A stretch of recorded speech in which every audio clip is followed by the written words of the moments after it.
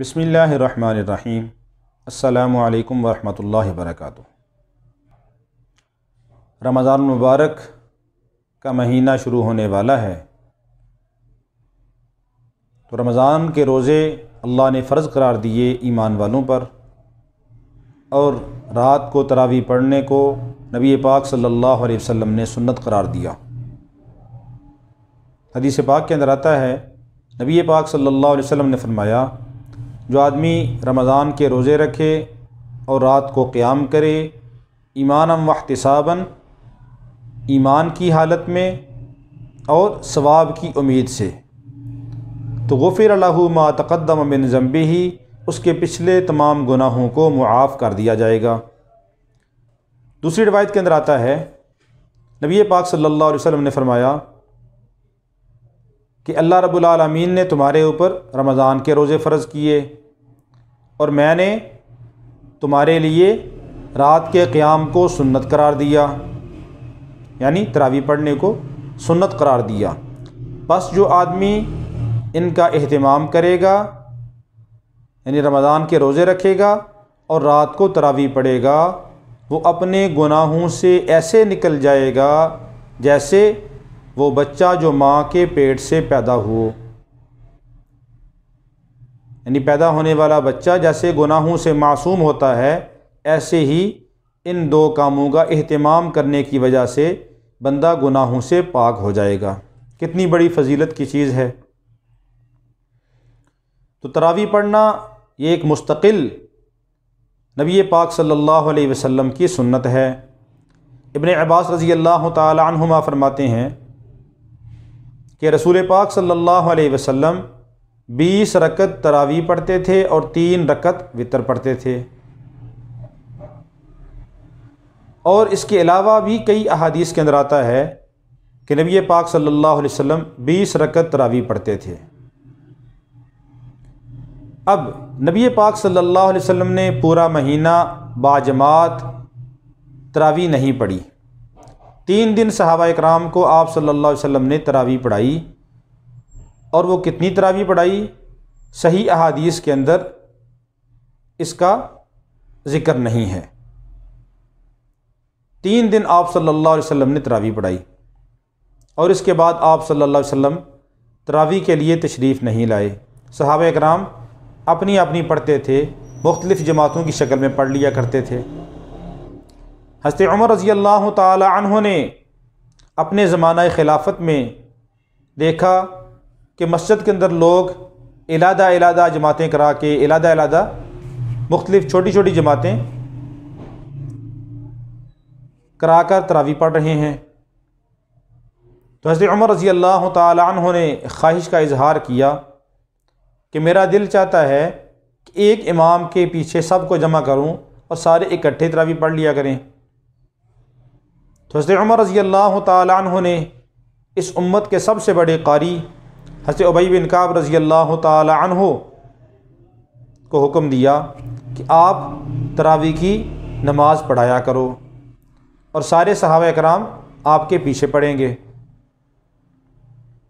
پھر اگلے دن آپ آئے تو ابی بن کعب رضی اللہ تعالی عنہ تراویح پڑھا رہے تھے، اور سارے صحابہ ان کی اقتداء میں تراویح کی نماز پڑھ رہے تھے۔ حضرت عمر رضی اللہ عنہ نے فرمایا، کیا ہی اچھا طریقہ ہے، اور یہ بہت بہتر ہے۔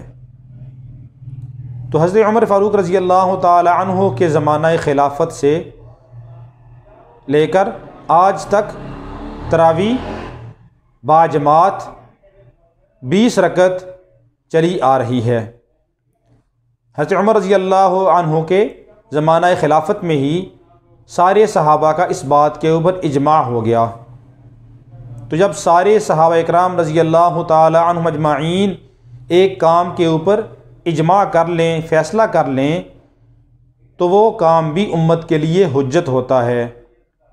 اور حضرت عمر رضی اللہ تعالی عنہ کا فیصلہ بھی ہمارے لیے سنت ہی کے درجہ میں ہے، کیونکہ نبی پاک صلی اللہ علیہ وسلم نے فرمایا، علیکم بسنتی وسنت الخلفاء الراشدین المہدیین، عضوا علیہا تمسکوا بہا وعضوا علیہا بالنواجذ،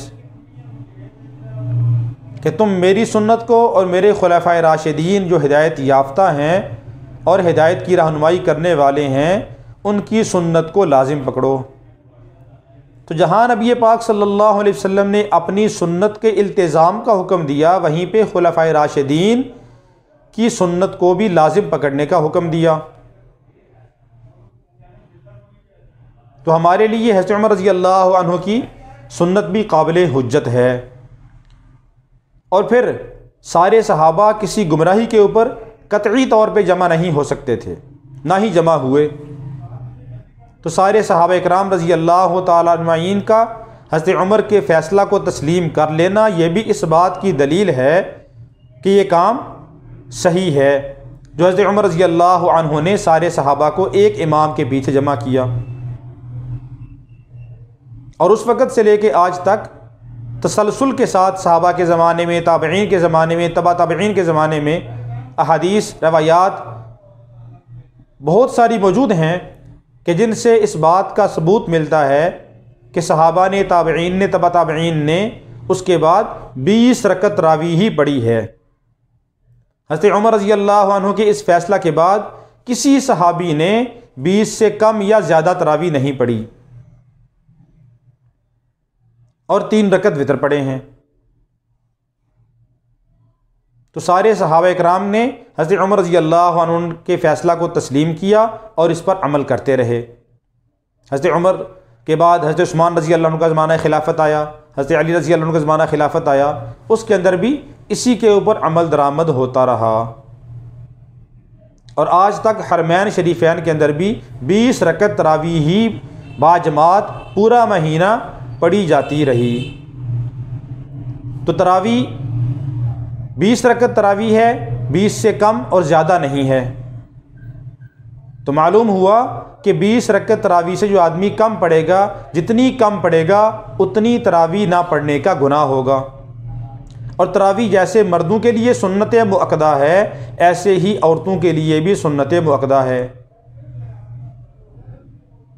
عورتوں کے لیے پڑھنا بھی ضروری ہے، جو نہیں پڑھے گا تو نہ پڑھنے کا گناہ ہوگا، جو 20 سے جتنی رکعت کم پڑھے گا اس کو اتنی رکعت کم پڑھنے کا گناہ ہوگا۔ تو حرمین شریفین میں بھی 20 رکعت تراویح ہی ہوتی ہے۔ اگرچہ اس سال وبا کی وجہ سے انہوں نے 10 رکعت کا اعلان کیا ہے، لیکن اس سے پہلے ہر سال میں، ہر رمضان المبارک میں 20 رکعت تراویح ہی ہوتی رہی ہے۔ اور حضرت عمر رضی اللہ تعالیٰ عنہ کے زمانہ خلافت سے لے کے ہی آج تک رمضان المبارک میں پورا مہینہ تراویح اور 20 رکعت تراویح، اور تراویح کے اندر قرآن پاک مکمل پڑھنا، ختم کرنا، سننا یا پڑھنا، یہ بھی سنت ہے۔ تراویح پڑھنا ایک علادہ سنت ہے اور ختم قرآن ایک علادہ سنت ہے۔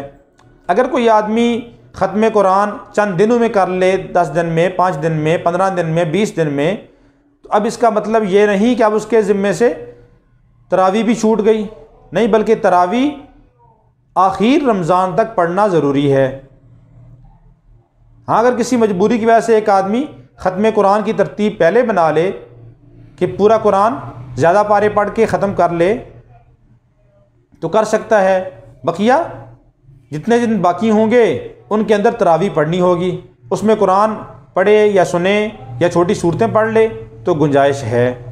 لیکن تراویح پڑھنا ایک مستقل ایک علادہ سنت ہے، اور قرآن پاک پڑھنا یا سننا یہ ایک مستقل سنت ہے، اس کا اہتمام کرنا چاہیے۔ 20 رکعت تراویح ہے تو ہر 4 رکعت تراویح کے بعد جتنی دیر میں 4 رکعت پڑھی ہیں اتنی دیر وقفہ کرنا، کچھ دیر بیٹھ جانا، یہ بھی سنت سے ثابت ہے۔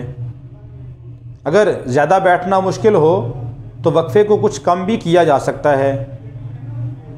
اگر نمازیوں کے لیے مشکل ہو زیادہ وقفہ کرنا کہ وقت زیادہ لگے گا تو اس وقفے کو کم بھی کیا جا سکتا ہے، اور اس وقفے کے دوران میں آدمی نفل پڑھ لے، درود پاک پڑھ لے، استغفار کر لے، تسبیح پڑھ لے، کچھ بھی پڑھا جا سکتا ہے، مخصوص دعا کوئی نہیں ہے۔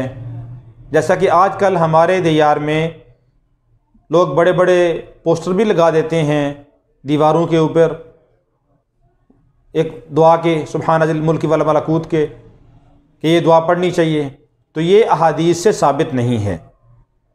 نبی پاک صلی اللہ علیہ وسلم سے، صحابہ اکرام رضی اللہ عنہم اجمعین سے یہ ثابت نہیں ہے۔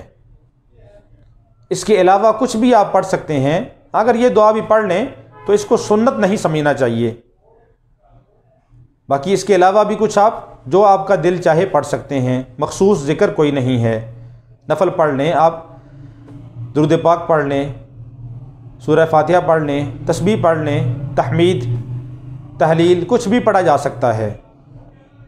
تو ہر 4 رکعت کے بعد یہ بھی وقفہ کرنا سنت ہے، اور 20 رکعت تراویح کے بعد 3 رکعت وتر بھی باجماعت پڑھنا یہ بھی سنت ہے۔ رمضان کے مہینہ میں عموماً تو عام پورا سال وتر علیحدہ علیحدہ پڑھتے ہیں، لیکن رمضان کے اندر تراویح کی جماعت کے بعد 3 رکعت وتر باجماعت ادا کرنا بھی سنت ہے۔ اور اس کے بعد جو نفل ہیں وہ آدمی پڑھ لے تو ٹھیک ہے، نہ پڑھے تو حرج کوئی نہیں ہے۔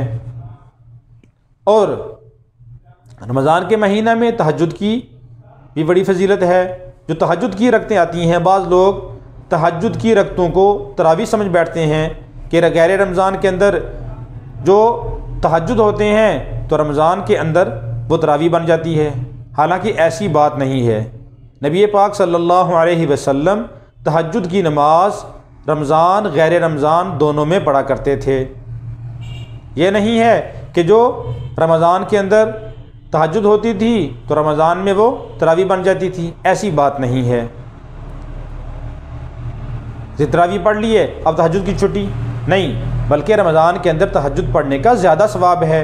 آخری رکعت میں، سحری کے وقت میں اللہ رب العالمین کی رحمت خاص طور پہ آسمان دنیا کے اوپر آ کے آواز لگاتی ہے کوئی مانگنے والا میں اس کو دوں، ہے کوئی سوال کرنے والا میں اس کے سوال کو پورا کروں، ہے کوئی مدد چاہنے والا اس کی مدد کی جائے، مغفرت مانگنے والا اس کی مغفرت کی جائے۔ تو اللہ رب العالمین سے اس وقت خاص طور پہ مناجات کرنی چاہیے، دعائیں کرنی چاہیے، تہجد پڑھ کے اللہ رب العالمین سے اپنے لیے، اپنے اعزا قارب کے لیے، اپنے اہل و عیال کے لیے، اپنے مرحومین کے لیے مغفرت کی دعا کرنی چاہیے۔ اللہ رب العالمین ہم سب کو پورا مہینہ باجماعت تراویح پڑھنے کی، قرآن پاک پڑھنے کی اور سننے کی توفیق عطا فرمائے۔